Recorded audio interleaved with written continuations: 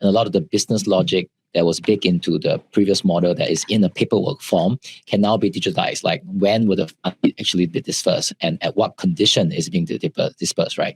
That is pre-programmed in a smart contract that promise the receiving address in predefined receiving address.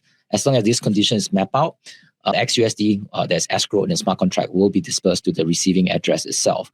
I think just because of this component, we have seen that it replaced two parts, right? First, the usual manual intervention that bankers have to approve, plus them being the custody of this process in order to help to make sure that business logic is adhered to. This is now translated to a smart contract that's on the blockchain.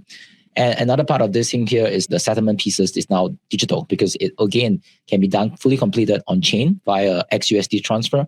So the financer will receive the payments on the due date itself automatically, right? And I think as an engineer that really got us really excited about this kind of solution is what I was talking about earlier on. Because of this two factors, the cost that used to be like the lawyer's fees in the hundreds of dollars, banks who are actually being the guardians of this process usually charge the transaction fee as well.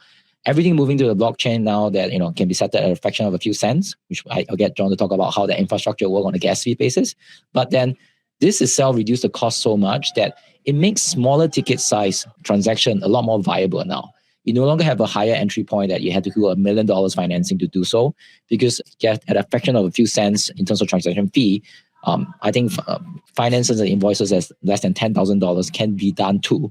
And more importantly, because these are on the smart contract basis, they're also fungible. It means to say that we can accumulate a lot of this kind of contract as a purchase that's being made by one financer. I think those are the part that I find really exciting, that we're definitely moving to the right direction where invoices become digital assets and financing become programmable itself.